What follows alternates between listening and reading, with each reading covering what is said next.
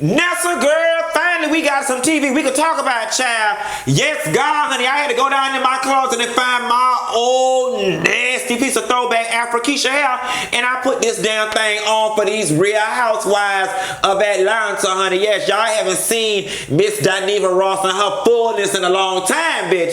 So I figured I'd pop in and make an appearance. But did you get into last night's episode of the Real Housewives of Atlanta? First and foremost, I want to say this, bitch. I went down to the bar with the Honda cars because I didn't give a fuck that the shit was coming on, okay? I just knew I was going to wake up in the morning and my Twitter and my Instagram was going to be lit up with y'all asking for a video, but apparently y'all hoes didn't give a fuck that it was coming on either. I would be curious to know, why is it that we did not feel the anxiety and the rush and the angst that you normally feel when Housewives about to premiere? It's 11th season in, and maybe we're just bored or housewived out. I don't know. But I would be curious to know what the numbers did on last night's premiere. And I'm going to go out on a limb and say, though they did good, I'm sure, I would not be surprised if the ratings are on a decline. Last night's episode was cute or whatever just because we missed our girls, but it really gave a whole bunch of nothing. And with that being said, let's just jump right on in. Porsha! Oh, Porsha. So, Porsha, you know, I'm liking everything that you got going on. Like, life is really on track for you. You living your best life, and you ain't going back and forth with these niggas. But, bitch, you might be going back and forth through a breakup or a divorce court if you rush into this relationship and this marriage with this man. I ain't even finna sit here and spend 10 minutes talking about it because you already having the man, baby. Say you're having a baby. Hey, and I don't know if it's mine. Y'all don't know that Natasha Scott. It all started as a one-night stand. Yes, one-night stand wasn't part of the plan. That's Natasha Scott when she tried to leave, escape, and go over there and play with Jay Shin, and it didn't work out. We're going to talk about that when I get to the escape. My dog just wiped his ass on my carpet, then smelled it. You nasty bitch. Not, oh, you nasty. You remind me of a nigga I used to know. Nevertheless, I'm not here for this Porsha all out begging this man to marry her. It's giving me a real Chrissy and Jim Jones tea. You on here talking about I've been with him 5 months and I just knew and we've been together ever since, baby. That is called pheromones, lust, and cobweb puss, okay? That ain't love, bitch. It ain't love. It ain't love. Listen, I know we all want the Notebook fairy tale life, bitch. I'm ready for somebody to come in here and sweep me off my feet, but in the meantime, they could sweep this damn flow. Moral of the story is you don't know no bitch after 5 months. These days and times, you don't even know no bitch after no 5 years, okay? You don't know no bitch after 5 months. You not in love with nobody after 5 months. It's love inspired. It's imitation love. It ain't love after 5 months. I don't give a good goddamn what nobody say. I don't give a fuck that your granddaddy and your grandma went on one first date and they've been married ever since. You don't know no bitch after 5 months, okay? You better be careful around here talking about you want to entangle your soul and yet alone merge social security numbers with some bitch after 5 months, after 6 months, after, you know, once you start playing around that year mark, then I will start letting my guards down. But bitch, I'm not running around and damn sure ain't getting knocked up from no bitch that I've been dating for less than a year. Like, that's just, and you know what, I hope it works out for you. God knows I do. But this just got the makings of this not finna end well. That's just 5 months, okay? Nevertheless, Gregg and NeNe. You know, Gregg and NeNe did a very, I don't want to say very good job. They were very private about Gregg's health issues in the past, and it was heavy. You know, it was heavy and also very courageous for NeNe and Gregg to reveal that he had stage 3 colon cancer. I know that is a lot. That is heavy. I don't know why, but my spirit wants to thank them for sharing that. Maybe it helped someone. Prayers go out to Gregg. I hope he's doing well. Shouts out to NeNe for handling it. It's a lot. It looks like a lot. And, you know, we, over the past are not used to seeing Gregg in a very vulnerable place. And this 11 seasons later, you know, it was different. I was about to say it's a breath of fresh air, but I don't want to say that as it relates to somebody having cancer. It was just a different side of Gregg, and I appreciate that NeNe and Gregg allowed us to share in it. That's a better way to say that. I will say one thing about that scene with NeNe and Gregg when they were talking and they had family down and they were getting ready to pray or whatever. Something came over me that said, you know what, Q? You know what? Life is all about making meaningful connections. And that's really what Gregg and NeNe have, in my opinion. Just a very meaningful connection. That's what it's all about. All the rest of this shit, because the thing about it is, whether they're in that big fancy house or whether they were in a trailer park, they would still have that meaningful connection. And that's what it's all about, y'all. Escape going down to the Hollywood, getting they just due. You know, that was a very interesting conversation that they had on that bus as it related to Escape. You know, and when they call out top girl groups of the 90s, Escape is never really in that number, despite the fact that they had 3 platinum albums. Let's digest that for a minute. You know what? Kandi is absolutely right, because, bitch, I was in 7th grade talking about every man wants a woman. Because I used to sing that through the hallways of Kansas City Middle School with my Sony Walkman on, anti-skip. Yes, bitch. My mama had money. Anti-skip. Ain't no skipping over here, bitch. But it's just so funny because I think perhaps because Escape came out at a time when hip-hop was such a driving force and the masses as a whole regarded hip-hop as less than, they did not get the protection that the En Vogues and all of those groups got, because those ladies were considered to be, you know, classy and classic and beautiful and extensions of Diana Ross and extensions of Aretha Franklin and extensions of Patti LaBelle, whereas Escape was something completely new. No one had seen anything like it, and there is no group to date that you can compare to Escape. And I think for that reason alone, they never got the praise and sunshine that they should get, despite the fact that they had the album sales. They did. And Kandi has to remind you that, yeah, we had 3 platinum albums, which a lot of people can't say. Nevertheless, you know, God always works it out. And the fact that Escape is getting their just due right now is amazing. I don't want to throw no rain on anybody's parade, but I just feel like we got to keep it real. And it's not the fact that, listen, just keeping it honest, Escape is not getting all this notoriety and all this clout and all this, you know, whatever, because they just 4 amazing people that bitches wanted to see sing. Okay, that's not what it is. You know, let's just call a thing. True T, thanks to Tiny and Kandi and them through this reality stuff being reintroduced to some audiences and introduced to younger kids for the first time, that is why anybody overall gives a fuck about Escape right now, and that's just True T. So, you know, don't be confused. Just thank the girls when you see them, bitch, and teach them how to be customer service. Cynthia and Mike. Cynthia's got a man at home. Ooh, somebody banging on the door, girl. Girl, I think they say I'm over here making too much noise on the phone, Nessa. Nevertheless, fuck you, bitch. I pay my high ass rent just like you do.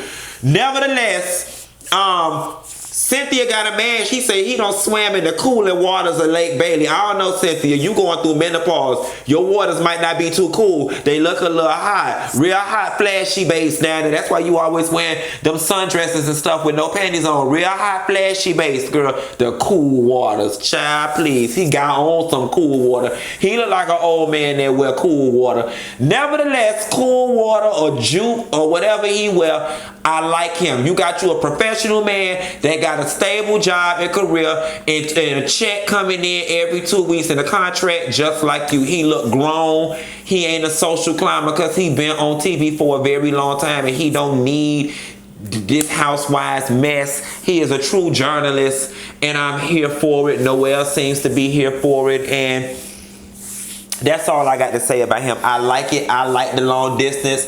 It gives you something to look forward to, give you something to hold on to, and I hope you and him do well. The fact that you said, you know, moving this at this rate, you guys might be married, that's a lot because you didn't seem to have that much confidence when you were with Peter, and you talk about how you've been engaged 11 times, but the fact that you were voluntarily, without coercion, talking about marriage says that this man might be the one. Eva and Mike. Hey, Eva. Hey, Mike. Now that Eva got her contract, honey, and got her peach, she say, now y'all get my man and get inside my townhouse and every damn thing else that was going on. I love seeing Eva and Mike. I like Mike's personality. I was a little thrown off when Eva said Mike is the only dad that Marley knows. You know, considering how her and Kevin McCall have been in the blogs in the past about him not being that good of a father and child support, so on and so forth. I'm curious to know if that was a dig or if that was just, that's just what it is, and it may just be what it is. Thankfully, Mike came into Marley's life when she's 1 year old, and if Eva and Mike continue and have this long, prosperous marriage, which we wish they do, then, Marley will have a stable upbringing and everything will be peaches and cream. Now, I loved watching Eva model, with so much ease and confidence, because we all remember Eva from Top Model, and I'm just like, wow, you're the little girl that Tyra Banks bred, and look at you now. Like, Eva just so effortlessly was giving it. Y'all, when I do my Funky Not Eva photo shoots, child, I don't be in there be knowing what to do. I just be standing there like this with my, you a basic bitch when somebody say take a picture and the first thing you think to do is put your hand on your hip. Like, put your hand on your hip, let your backbone slip. Yes, God, honey. I mean, I could put my hand on my ground and my ass in the air, but it ain't this type of photo shoot. Nevertheless, Eva, you looked it good, and Mike and babies look good on you. Porsha visited NeNe at the store. I really love that discourse between Porsha and NeNe, because that's what you're supposed to do. Like, we got this thing as people. Oh, you heard so-and-so, husband don't fare ill, child. He don't took ill. Let me call and see about her. But that shit, it ain't worth it. It ain't worth shit. It just really ain't. When people die, let me send a text or let me call. That shit don't mean shit. What it is people just do it to say they did it, or for the next time y'all meet and a bitch can't have the satisfaction of saying, you didn't even check on me. Porsha did the right thing. Get your ass in the car and go ride now. You got to go ride here and check on folks, and you got to take them. Now, what Porsha should have did was took a pot roast right now. Y'all know NeNe like to eat, and she don't like chicken. She likes lamb and shrimp, okay? Yes, honey, I don't want to go to Deshaun's house and eat chicken with NeNe. Nevertheless, I was glad that she went round there and saw about her. Now, Kandi took Riley and Don Juan and all the rest of them down to the LA to go to the ASCAP dinner. Kandi brought up potentially having more kids. Riley was like, no, cause she don't agree with the way they are with kids, meaning they be in and out. And it hurt Kandi. You could tell Kandi was really hurt. Here's the thing though, right? Here's the thing. Candi's had the blessing and the curse of being able to live two whole separate lives in one lifetime. Like, she and Riley got to do the whole single mom thing. It's just me and you.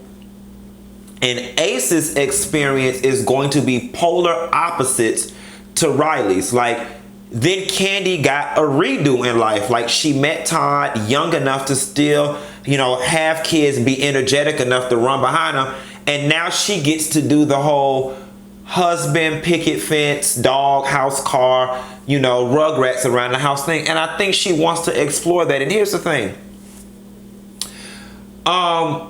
while I get Riley's feelings matter because she's a person and she's Kandi's daughter, in the grand scheme of Kandi's next phase of life, Riley's feelings really don't matter because Riley is what, 2 years away from going off to college? Essentially, in my book, that means 2 years away, 3 years away from living in your own space, having your own life, starting to date and starting to move into that era where you starting to get married and craft a family on your own. So I'm really not going to allow somebody who's about to have residence in my house for another 2 years tops really have anything to say when all actuality, you know, if Riley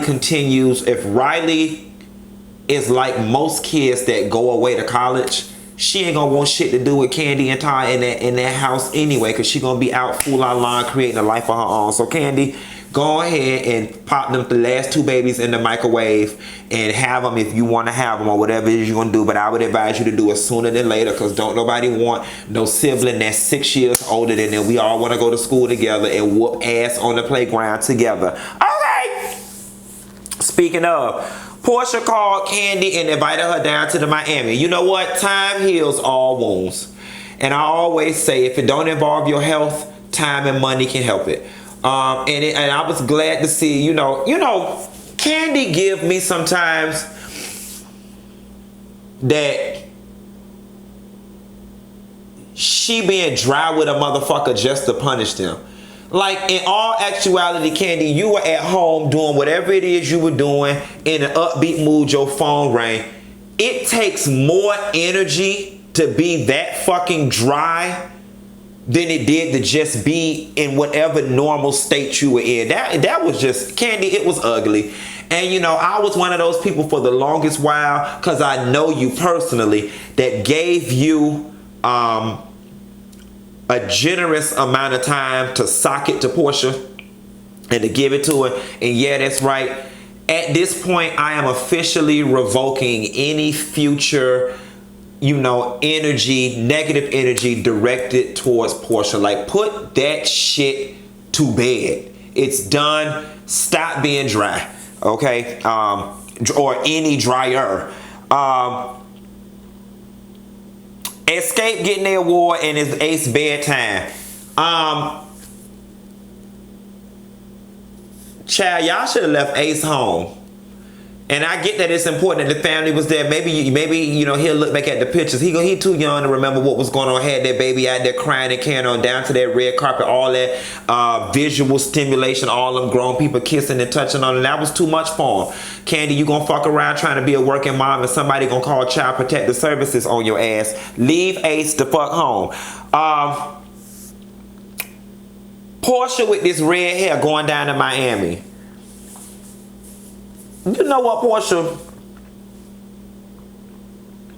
You are a well-disguised thought. I love it because you give classy and you go to work. But then you do let loose and have fun. And I'm just curious to know which one is the real you, the classy you or the thought you. I'm going to tell you something, Porsha. Cordell Stewart really put a number on you. And you really did all kind of bending, molding, and contortions to be with him. Or to be with that check, because the person you are today is nothing like who you were when you were with Cordell. And so much so that it leads me to believe that that's never who you were. And that was an act you were playing to secure the bag. I'm happy that you now get to be you. That being said, you know, when Porsha got to that room with Dennis and was doing all that carrying on, I already talked about that. Now, so girl, this, you know, opening episode of Housewives, it gave. I don't know what it gave, but it gave. Y'all drop that in the comments and let me know what you think, and I'll call you later. Be sure to like and subscribe, ho. Bye.